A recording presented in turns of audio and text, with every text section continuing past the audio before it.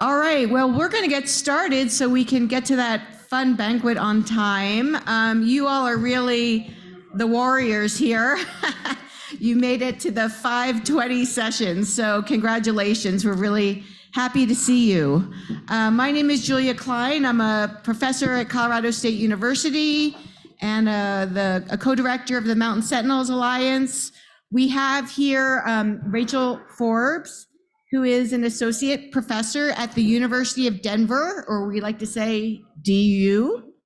We have John Hausdoerffer, sorry, John. And he is the Dean of the School of the Environment at Western Colorado University and the director of the Center for Mountain Transitions there. We have Kim Langmaid, who is the mayor of Vail. How cool is that? She is also an associate professor at Colorado Mountain College. And then we have Cody Sanford, who is a recent graduate. He was an undergraduate in our department at Colorado State University. So we're really honored to have the opportunity to speak with you all today about how higher education can foster climate action and sustainability for mountains and is training the next generation. Oops. So you heard Rick Miranda talk a bit about CSU today, and there are a lot of initiatives and programs for me to focus on CSU, but I'm going to review a bit in a little more detail what CSU is doing in this space, and then I'm going to ask our distinguished panelists to share what's going on at their institutions. And then we'll hear from Cody, who has had lots of experiences, including he was able to attend COP26 last year as part of our student delegation. And then we'll make a little announcement at the end of this session. Okay. So just to, go through briefly some of the mountain-oriented initiatives at CSU. Former Governor of Colorado, Bill Ritter, has started the Center for the New Energy Economy at CSU. And so they're really helping to facilitate the transition to clean energy across the Western US, and also working with coal-dependent communities, most of which are in mountains, on how to transition away from coal and how to make that transition a little easier. We have wildlife biologists. So I have this book out at our display who are working in extreme environments. So Joel Berger, he's also a senior scientist with the Wildlife Conservation Society, and he's working on wild yak conservation and other biodiversity conservation issues in high mountain areas. You may have seen this Protect Our Winners report that was also funded by by REI. And Rebecca Hill, who's an agricultural economist, did the economic modeling for this report, which was talking about how snow sports are an economic powerhouse in terms of fueling our economy.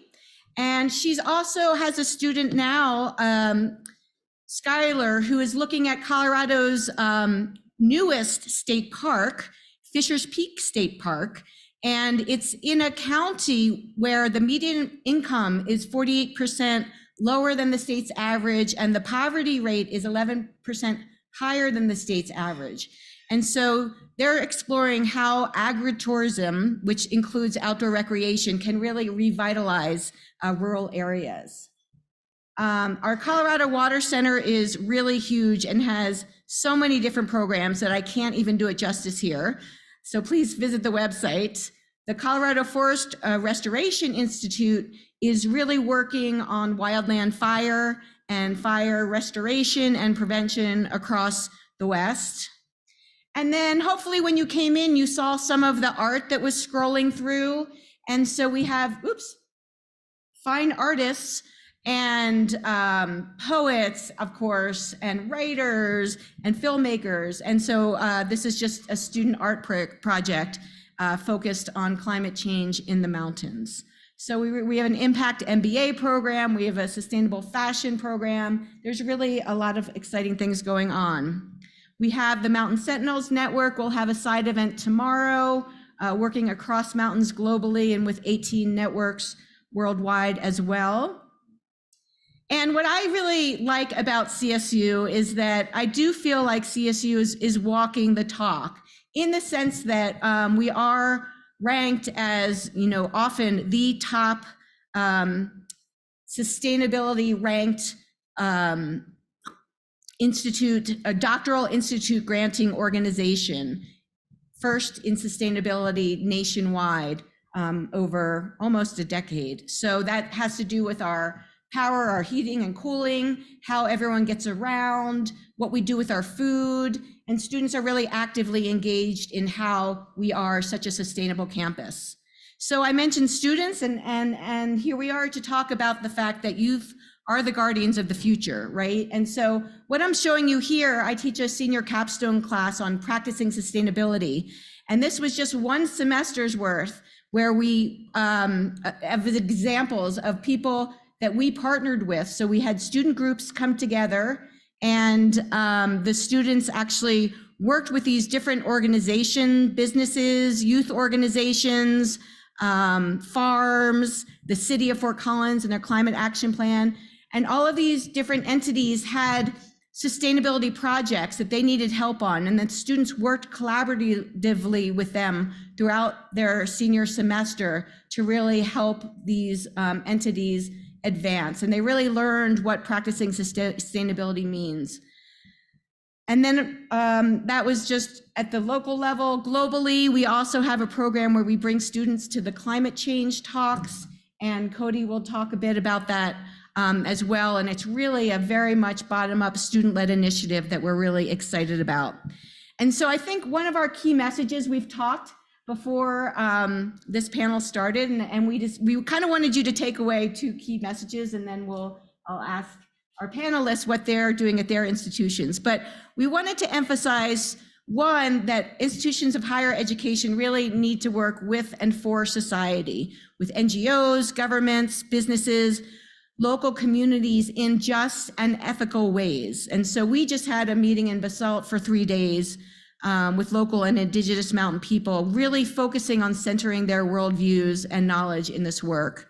So that's the first thing. And the second thing is that our students, yes, knowledge is helpful, but really they need to learn and experience deep collaboration, respect for knowledge systems, and really how to foster ethical spaces in which to work. And so with that, I would like to start with our first panelist, Rachel, and just ask you, how your institution at University of Denver, how you're advancing climate action and sustainability for mountains. Thank you for sharing. So I'm Rachel Forbes. I use she, her pronouns. I live in Glenwood Springs, where I'm the director for the Western Colorado Master of Social Work program. And oftentimes I get the question of, well, you're a social worker, so what does that have anything to do with environmental justice or climate change or sustainability? And then I get to go into a long, deep conversation about all the ways that we all should care about these issues, but in particular, what social workers are doing to advance this work. So just a little bit about the history of the program here in the Roaring Fork Valley. So the University of Denver was approached by community here, specifically Colorado Mountain College and the Department of Human Services for Garfield County in 2011. And the issue was clear that there are more jobs for social workers than there are social workers to fill those roles. And social work, doing the work of behavioral mental health, working with folks who are experiencing significant traumas after a disaster, whether that's a fire or a mudslide, people who are displaced. When we talk about affordable housing, these are all injustices that social workers are engaging with to help at-risk and vulnerable populations. And specifically, social workers, we engage with folks who are living in poverty, folks experiencing homelessness, those with disabilities, et cetera. So when we think about people who are living at the margins of our societies, and we think about climate change exacerbating those issues and those vulnerabilities, that's where social workers can come in, and we can help with resources. We think in systems, we do policy advocacy. Historically, we are community organizers. We kind of do it all. And I will also add that social workers are when we have mental health services that are in response to disasters worldwide, social workers are at the top. And when we talk about people that are deployed to do psychological first aid or mental health services in those settings. And so we really do have a role to play in all of this work. But back to the local context. So in 2013, we launched our first program of graduate students. We have office space on Grand Avenue in Glenwood, cohabitated with the Human Services Department. And then we also have classroom and office space at the Glenwood Center in Glenwood Springs. And so it's been really nice to see the community invite us in. And since 2013, we've graduated over 100 master's level social workers who know the rural context, who live in these communities in our mountain towns, and who are staying here. Because oftentimes, you will have somebody that lives in Rifle, they grew up in Rifle, they want to go back to school, but then they go down to the city and then they never come back. And then that brain drain thing kind of happens over and over again. And so one of the nice things about our program is that we're able to keep people living and working where they want to stay rooted, in these little mountain towns that are near and dear to their heart, where they understand the culture and the context of the people that live here. And so it's just really been such an amazing process to see this program unfold in partnership with the community, see social workers engaging with nonprofits and schools and hospitals. One of the things we're paying close attention to is some of the impacts over the last several years with the canyon fire and the subsequent flooding, and how our social workers are engaging with families who have been displaced or experiencing psychological distress. So that's something that our students are particularly interested in, is the intersections of mental health and environmental degradation and climate change. Like we know that these impacts are very psychologically distressing, whether that's eco grief or anxiety about the climate. And social workers who we do clinical mental health. That's like one of the biggest avenues and career pathways for us. Seeing those two issues married together and producing research and practice to advance that has been really something to keep an eye on. It's something that I'm particularly interested in. I think you're going to see more of that moving forward. So that's just a little bit about what we do. If you're interested in learning more about social work as it relates to climate change and environmental justice, let me know. I'm happy to speak to you after our panel. Thanks, Julia. Wonderful. That's such important, such vital work for the community. So thank you. Okay, now we're going to introduce John, who I didn't put his website up, and I feel bad, but he's a great talker, so he'll just take it away. Thank you, Julia. I've been looking at this logo all day, Ideas to Action, and been thinking about this panel, and really, I want to be challenged by you all with this question that I guess I'll challenge you with. How can universities be a catalyst in moving ideas into action? That is my sense of purpose as university dean and mission that I bring to this gathering. And I want to talk a bit about how our programs at Western Colorado University, which by the way is just on the other side of the Elk Mountains here. 3 of my students even walked over for this event. 7 of our grad students are here today. Raise your hands, say hi. Please pull them aside, yes. And they are open about what real action plans are going to have to look like for mountain resilience, starting with Colorado, but globally by 2030. What we do at Western to translate ideas to action starts with our undergraduate programs. We've just developed 4 new bachelor's degrees that are not only career-oriented, but action-oriented. One is, we think, the first bachelor's in the country, someone please correct me because we want to learn from you, in climate action planning. One is in public lands management with an eye toward co-management with indigenous communities. One is in water security, one is in food security. On the graduate level, however, is where we really have discovered an emerging role, we hope, as a catalyst. Our Master in Environmental Management program has sort of like replaced the thesis with a project. And in the second year of our master's program, students are asked to go anywhere in the world, identify through a gap analysis with community leaders and community experts what needs to get done based on their skill set, to enter that community with humility and help extend the reach of overextended organizations trying to build mountain resilience. If you're interested in the 25,000 hours a year of master's projects in communities around the world, you can kind of go on our website and search for different kinds of projects and find a global map. western.edu/SES-network. So western.edu/SES-network. I want to share a couple of those actions to give you a sense of what we're up to. Right here in the Elk Mountains, one of our master's students worked with an environmental engineer from Colorado School of Mines and asked, how can you turn 3 problems into one comprehensive action? Paonia Reservoir is filling with sediment. We're seeing that with reservoirs across the West. Mines are closing and leaking methane, and miners are out of work, right? And so this engineer needed a business manager to develop the business, Dept Brick Company, to take sediment, turn the methane into energy, employ the former miners to make bricks and tiles. The new library in Gunnison has 11,000 of those bricks in the new building. He's about to move the factory to Paonia to employ former miners using sediment from the reservoir powered by methane turned into energy. That's the kind of master's projects we look for. On the ground, practical, transforming 3 problems into one solution. We also are working very closely with ranchers on regenerative agriculture. We're Colorado's Savory Institute hub. And so we're working with ranchers on bunching and moving livestock around to mimic wildlife, to enhance grasslands, hold water in the soil in the arid West, and sequester carbon. So we have, in some cases, climate denying ranchers excited to partner with our students on a climate solution because they want to see themselves as grass farmers, right? Helps them stay on the land. Again, turning these unlikely partnerships into new next generation solutions. But I do want to stress that as proud as we are of these actions and of our partnerships across mountain communities, humility itself is an action. We had a really humbling experience. We have a sister city relationship with Majkali, India. And I brought a group of students there several years ago. And one of our students, before coming to our grad program, had been a green builder.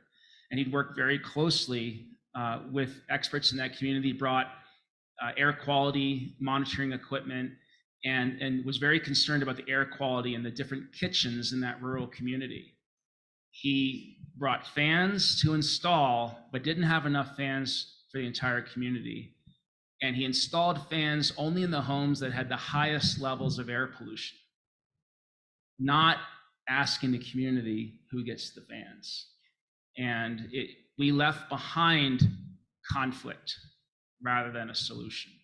Because from the community's point of view, the woman who just lost her husband to suicide had low air quality issues and didn't get a fan, right? And so, how to enter these communities, not just with a sense of ideas to action, but to see humility itself as an action is a major question.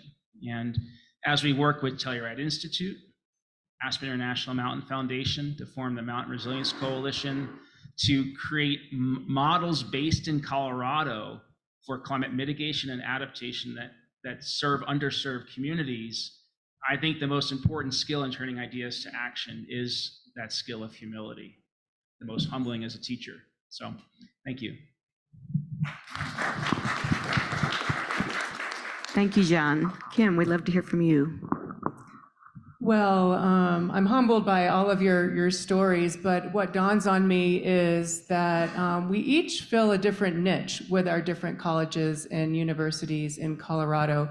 And I'm working with Colorado Mountain College, which is located in the 12,000 square mile territory of these mountains here and many mountain communities. I think we have 11 different campuses. So Colorado Mountain College was established just over 50 years ago by a vote of the people of the mountain communities to really serve the mountain communities. So all of the programs that we offer are really in response to requests from the mountain communities. And just this last year, we were given a dual mission designation, the first in Colorado, which means we not only offer 4-year degrees, but we also offer associate's degrees and certificates, so that we have many different opportunities for students to come in, go out, come back, and really tailor their learning and education to match their careers as they evolve in the mountains. So my role there is to teach in the Sustainability Studies program, which was launched about 11 years ago as one of the first of 2 bachelor's programs. The other one was in business, and these were in direct response to our communities saying, we need more people growing up in our communities that are ready to enter the workforce in terms of their business skills, and we also need those that are able to help us with sustainability challenges. And so this degree was designed as a transdisciplinary program that really braids together economy, environment, society, and culture to create actionable solutions. So our students are working towards a research capstone with recommendations that go back to their communities. They're able to participate with collaborative initiatives like the Climate Action Collaborative for the Eagle County community, the Mountain Ideal Sustainable Destination Initiative, the Eagle County Community Wildlife Roundtable, and many different community stakeholder organizations, collaborations, businesses, to get a feel for what it's like to be out there in their communities and helping to create solutions. So they are giving back to our communities and envisioning themselves as the next community leaders. And I'm always encouraging them, wearing my mayor hat, to show up at some of our local meetings and tell us what they'd like to see, how they'd like things to go, because the young people are the future of our communities here. And with respect to climate action, they are rearing to go and wanting us to do more all the time. And so just this past weekend, there was a new event over in Vail called Climb It for Climate. And the community was involved in coming together and raising money for climate education and learning along the way, celebrating successes and taking pledges. And we had about 450 people participate in the first one. So it just speaks to how much our mountain youth and mountain communities are really starting to embrace the challenge of climate change. And they don't want to wait any longer. They want to do it right now. And some of you mentioned some of the issues that are going on in terms of the forest fires and floods. Colorado Mountain College just launched 2 new degrees this year in response to these types of things. We have a new program, Bachelor of Science in Ecosystem Science and Stewardship, and also one in response to what Rachel was talking about in human sciences, to train young people to provide more of that counseling in response to some of the behavioral health issues in our mountain communities. So CMC is very adaptive and always looking to try and meet the community and help us evolve. We also are taking students out into the larger world, like John said, and learning that sense of humility from other cultures.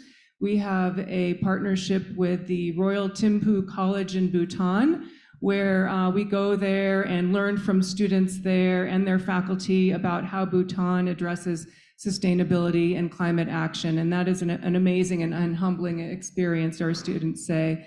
And then also a new and emerging partnership in Chile with Universidad de la Frontera. And we have been taking students to Chile for several years and doing the River of Life program, where students are learning about Chilean activists and how they are working hard to protect their rivers there, and how that might translate for when they come back to the US, how to protect our important watersheds here. So there is a lot to do, and very exciting collaborations happening with our students in our mountain communities. Thank you. That's really exciting to hear about all those initiatives. Thank you. Cody, do you want to just share as a recent CSU grad some of your experiences? Yeah, I'd be happy to. So I finished my undergraduate degree during the heat of the pandemic when you couldn't do field work, you couldn't go and meet people like this. So we had to come up with ideas to create action for our degree. And one of the most profound ways that we had was through virtual climate summits, sort of like this, for undergraduate students, where we were able to do research, present it to each other, and then talk about it, and then reconvene again at a later date. We did about 3 summits like that virtually with students, and because of these summits, we were asked to contribute to the COP26 in Glasgow, Scotland last year. We held side events, and we were trying to engage with the public on how to come at these solutions through an optimistic lens, because we all know the climate crisis is bleak. We all know we need to act now, but what we don't know is exactly where we can look to for hope.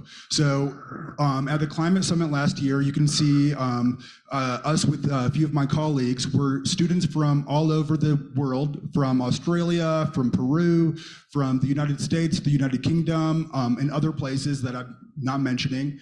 We convened together at the Global Climate Summit to come up with these goals, come up with these plans that we've had, and it was a great success. We were able to have a number of different connections built with people around the world, where we could see how our ideas here were relevant to them across the world. So that's some of the stuff that we did at the Climate Summit.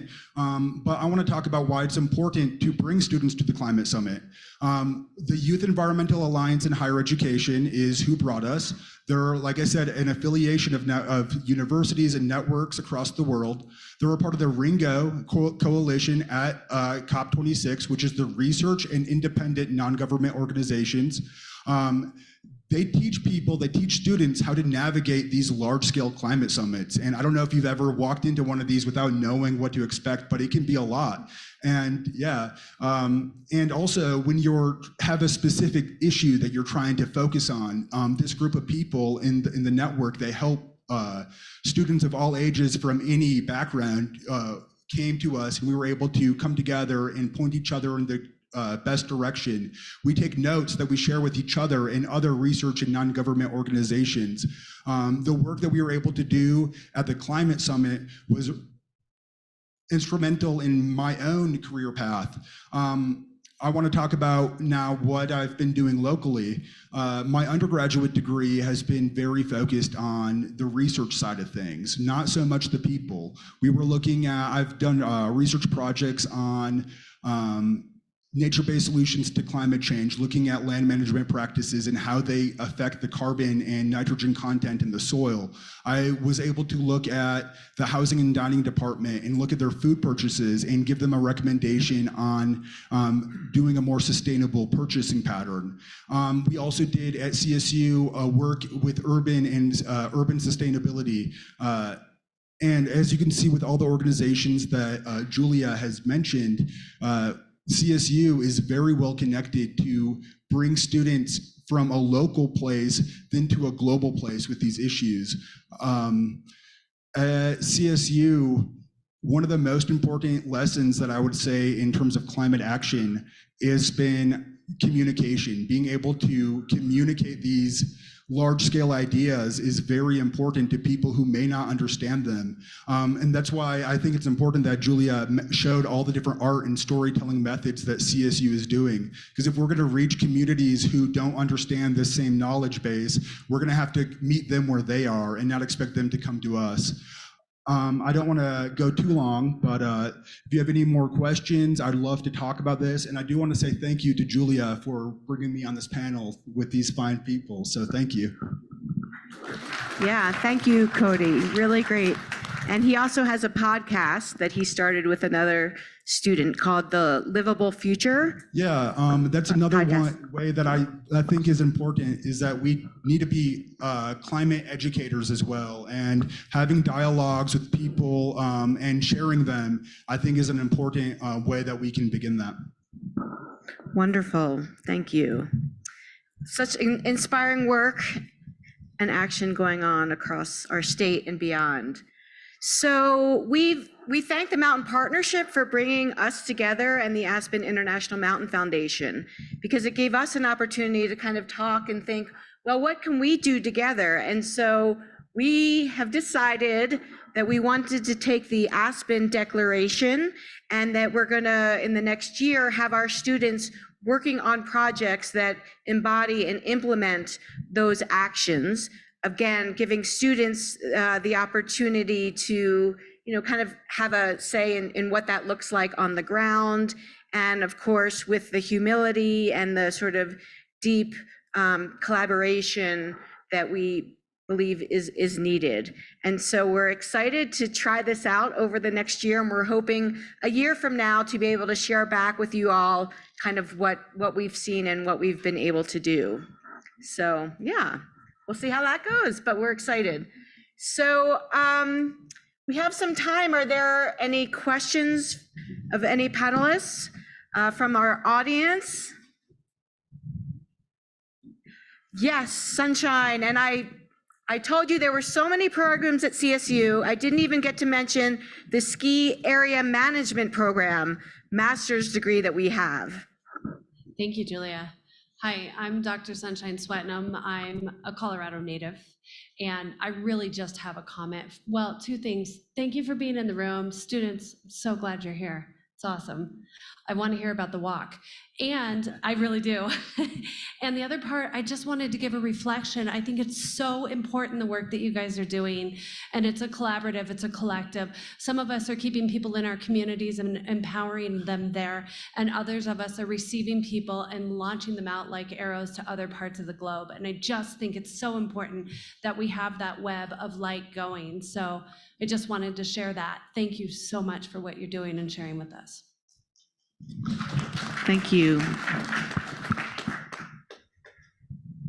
We purposefully built in extra time for Q&A, and we'd love to see some end of the day conversation if you all would like to take advantage of that time, even though your stomachs are starting to growl a little bit. And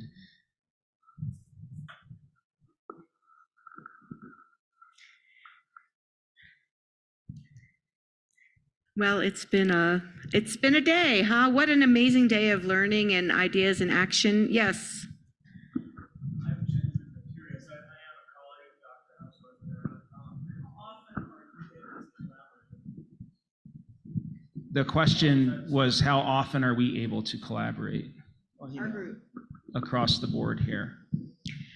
Well, Kim, we started communicating pre-COVID when we were launching a Moving Mountains Summit, which got postponed until very recently. So that's kind of where we initiated our work. And actually, when we were working with Mountain Youth, we had some students this past spring who were working with this Mountain Youth group, which is up in Edwards, Colorado. We graciously hosted them at Colorado Mountain College. So, there have been some smaller connections. John and I have, actually I mentored one of your students, me and my graduate student. So we've had some, smaller collaborations. Oh, and then with your students when they were in Austria. Yeah, that was wonderful. Julia was so helpful. We brought the last time I brought a crew of 7 people, it was to the International Mountain Conference in Austria, and then the Mountain Partnership was kind enough to host them in Rome to present their sort of progression of mountain projects they were working on as master's students, and they were a little nervous about that Rome presentation. So while in Austria, Julia was like sounding board for them, right? And that's how she got to know the student who then worked with you for her master's project. Exactly, yeah. And we've also partnered on International Mountain Day, where we've had, and this is something Rosalara and others, Yuka, asked for when we were in Rome, that there really wasn't an entity. We heard the idea of a mountain university this morning, but there really wasn't an entity organizing mountain-based university projects in the way that there is for nation states and NGOs. And so the beginning of that was some collaboration on International Mountain Day on pre-COVID Zoom. Zoom did exist before COVID.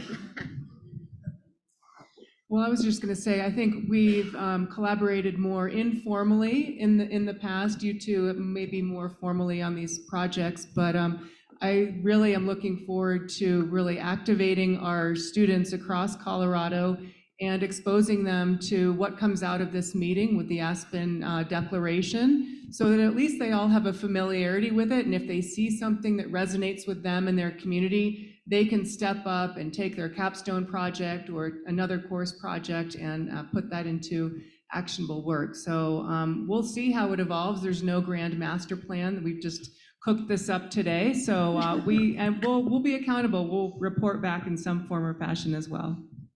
It's not slow food yet. It was fast food, Yeah. but it'll become slow food.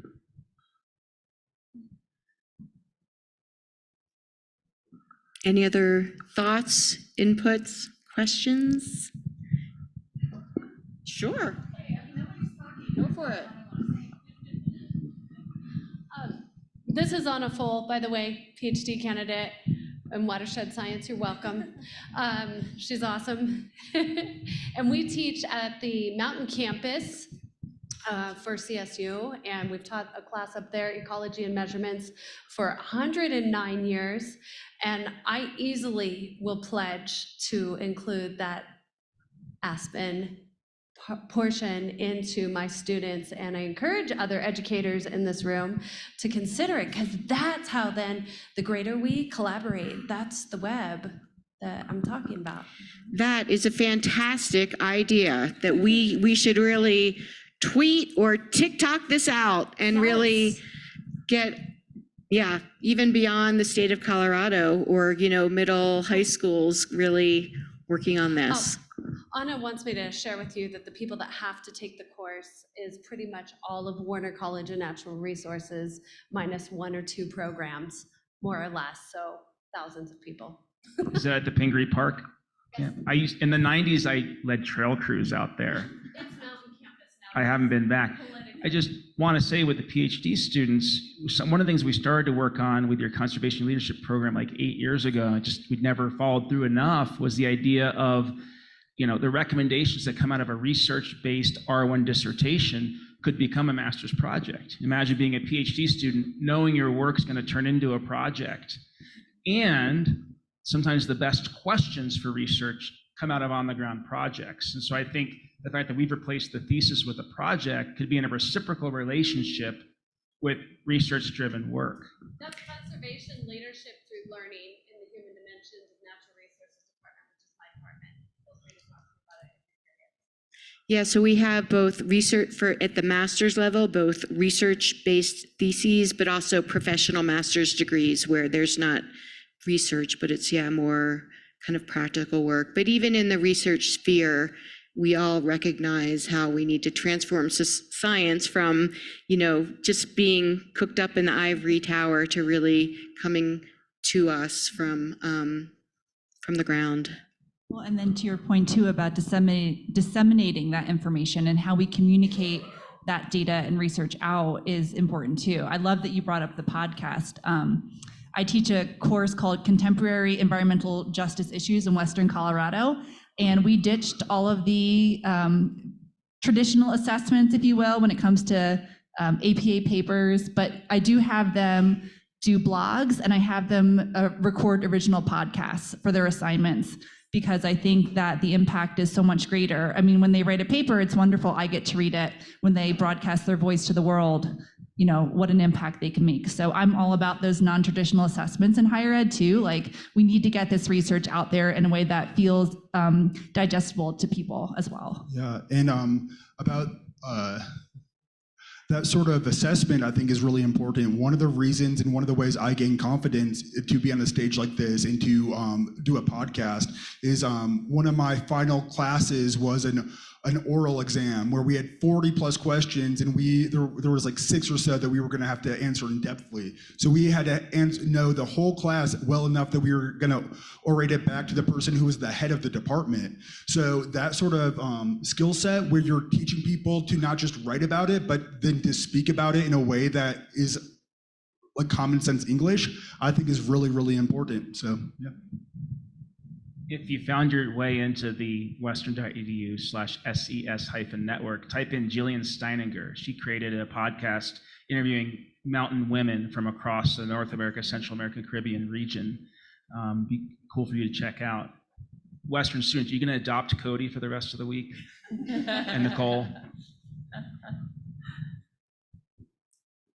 So I love where this conversation has gone. I've just come to the public portion of this, and it's so interesting to see global networks translate down to more local networks, and then watch the conversation of how you're all interconnected. And I also love that science is getting disseminated through action and words of people that are connected to communities. I'm curious to hear maybe from you, Julia, or whoever else is involved, about a little bit more about the Mountain Sentinels and how that interfaces with higher ed, or if it does.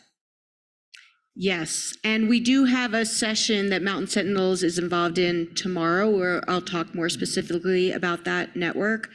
There are a couple different ways. I mean, one is through our fellows program.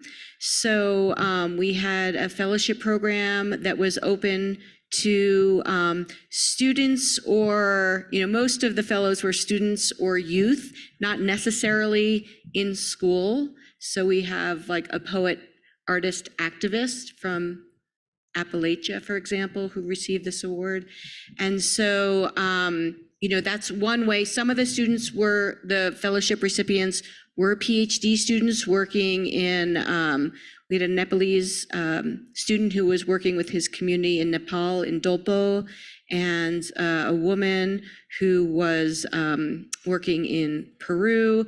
So we, each student or fellow received a mentor. So for example, we had someone in Uganda who was really interested in the intersection between animal welfare and health. And we happened to have like an amazing vet school at CSU, as well as a great One Health Institute. And they were really engaging. They had another project in Uganda. So he connected with the One Health Institute at CSU and just like took off, really, really helping his interests, and really advanced his interests. And we continue to stay. Here's Twalsong Kai, who is a mountain community member from Myanmar, is also one of our recipients and a graduate student. And they all last year posted, we had a side event at the climate change talks, and all of the fellows created a message that they wanted delivered. It was a video message that was delivered to the negotiators.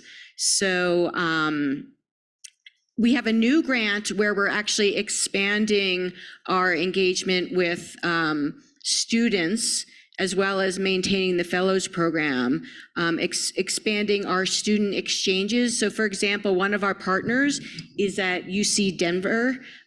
There's a certificate program in environmental stewardship of indigenous lands.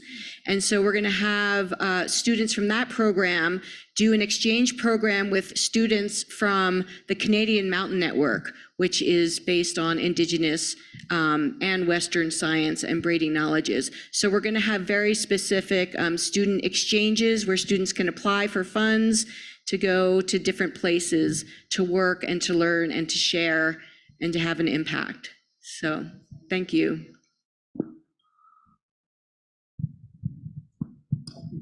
Use that microphone, Chase. Hello. Oh, wow, this thing works. Hello, everybody. My name is Chase. I attend Western Colorado University. For the record, the hike over was absolutely beautiful. If any of you have an opportunity to do so, it's worth looking at. For my question, as we all know, whether it's the panelists here or people in the room or those who have been here before, mountains and mountainous regions can be a place of both great inclusivity as well as great exclusivity based on simply where they're located and what it takes to access them as well as get out of them. My question is that what role does belonging play in both academia, but specifically in mountainous regions as well as communities? What challenges have you all occurred in regards to that?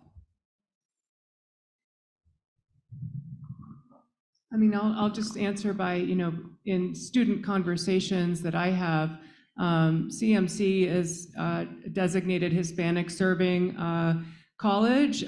So we do have maybe 25% of our students are Hispanic, Latino, and many of them talk about this, disconnect. Absolutely. Whether or not they don't feel safe, they don't feel included, they don't have the equipment. And so a lot of them are very interested in working in that space. And some of the other campuses that I am not actually teaching at, but the Leadville campus in particular has an outdoor gear lab and just ways of providing greater access to the outdoors for students. But it is a big area of action and concern in creating more equity in outdoor recreation and sustainability education and all of these things like you mentioned. So thank you for bringing that up. Yeah, I think that's a really great question. And we, Mountain Sentinels, we have 2 Indigenous co-leads, and there is a lot of trauma and around some of our mountain communities and how they've been displaced, and their histories that have been basically erased from our education system. And so it's an important issue. I think there's a lot of healing and listening and stepping back that we need to do. Yeah, and thank you for that question, Chase, particularly in framing around belonging, right? I noticed you used that word. In addition to what Kim said about finding ways to include students from different backgrounds in feeling at home in all the ways of loving the mountains, I think it's also about including, with equal legitimacy, diverse ways of knowing, which gets to what Julia is talking about. We have just finished a grant with National Geographic to get students into Bears Ears National Monument, working with the Ute Mountain Ute and other tribes. One of our grad students is Regina Lopez White Skunk. We're lucky enough to have her help the professor lead that, but they developed with the BLM and those tribes a co-management plan for the interpretive education systems of Bears Ears. And it's moving toward that co-management that's important. And I think the trauma, I'm curious what you think as someone who has a social work background, the trauma Julia talks about is so real. The Indigenous students that I've been lucky enough to work with, you've just called my homeland a wilderness and it's your playground. I mean, that just, it's so painful, and so there's a lot of reckoning and healing that goes along with a sense of belonging. Yeah, I would just say that I agree with all of the comments by the panelists, and I would also say I think there is good work being done that isn't often visible, and so I think it's about amplifying stories of work that is being done by community. One of the initiatives that I'm involved with is called Latino Conservation Week, and that's by the Hispanic Access Foundation. And it's a week in July when we basically just take over social media and we just amplify the voices of folks doing work that wouldn't necessarily have that platform to say, like, yes, we are doing this conservation work. This is of my culture. This is what we're doing. Because I think it's sometimes, good work is overlooked, I think, a lot of times too. And so I think it's about, again, amplifying those stories where they might not have the visibility because of issues surrounding power, privilege, and oppression and things like that. So thank you for that question. Okay, the red light has been beeping for about 4 minutes now. So I know folks are maybe ready to go enjoy this really lovely dinner celebration that the Aspen International Mountain Foundation and the Mountain Partnership have planned for us all. So thank you so much for sticking with us. I really appreciate all the panelists, what they're doing, the work, and look forward to our year together, trying to implement the declaration with our youth groups. And thank you, Cody, for staying around with us old folks. I got you. Okay, and feel free to reach us anytime throughout this conference. Thank you, everyone.